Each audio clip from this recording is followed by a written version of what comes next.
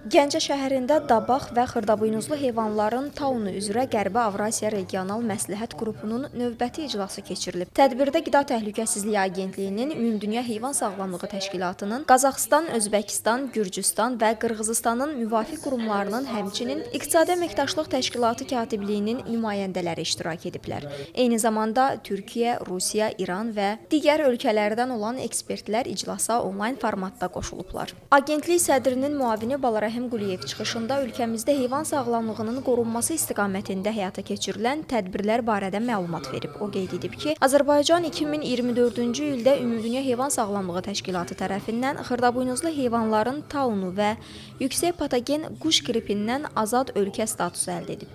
Eyni zamanda əvvəlki illərdə qazanılmış atların Afrika xəstəliyi və donuzların Afrika taunu xəstəliklərindən azad statusu qorunub saxlanılır. Çıxış zamanı region üçün ciddi epizotoloji risk yaradan Dabağ xəstəliyi ilə mübarizə sahəsində görülən işlərə toxunulub. Bildirilib ki, Azərbaycanın Dabağ xəstəliyi üzrə ölkə nəzarət proqramı qəbul edilib və ölkə mərhələli nəzarət proqramı çərçivəsində 3-cü səviyyəyə yüksəlib. İclasda regionda Dabağ, xırdabuynuzlu heyvanların taunu və digər transsərhəd heyvan xəstəlikləri üzrə mövcud epizotoloji vəziyyət müzakirə olunub. Həmçinin bu xəstəliklərə qarşı profilaktika və nəzarət tədbirlərinin gücləndirilməsi, regional əməkdaşlığın genişləndirilməsi və epizotoloji sabitliyin qorunması istiqamətində prioritet fəaliyyət istiqamətləri nəzərdən keçirilib.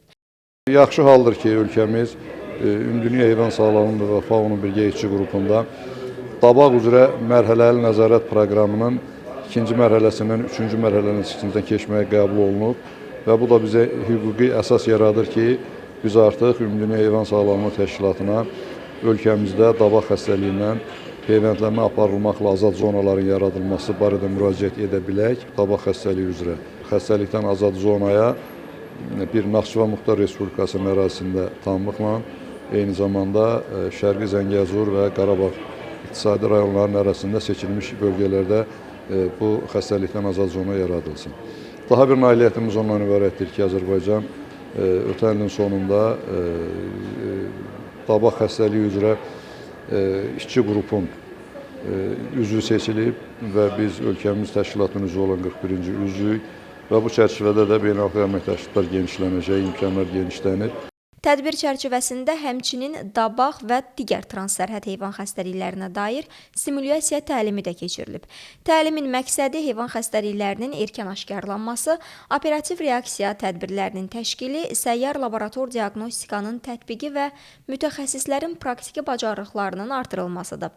Göygöl rayonunun Yeni Qızılca kəndində yerləşən heyvandarlıq təsərrüfatında keçirilən praktik məşq zamanı xəstəliyə şübhəli halların araşdırılması, epizotoloji qiymətləndirmə, laborator müayinələr, xəstə heyvanların təcridi, zərərsizləşdirilməsi və dezinfeksiya tədbirləri praktiki şəkildə icra edilib. Təlimdə FAO ekspertləri Respublika üzrə epizootiya əleyhinə fövqəladə komissiyada təmsil olunan aidiyyəti dövlət qurumlarının nümayəndələri, eləcə də Qazaxıstan, Qırğızıstan, Gürcüstan və Özbəkistandan gələn mütəxəssislər iştirak ediblər. Bu cür simulyasiya təlimləri ölkədə xüsusi təhlükəli heyvan xəstəliklərinə hazırlığın gücləndirilməsi, beynəlxalq tələblərə uyğun nəzarət sisteminin təkmilləşdirilməsi və gələcəkdə Azərbaycanın Dabağ xəstəliyindən azad zona statusu əldə etməsinə töhfə verir.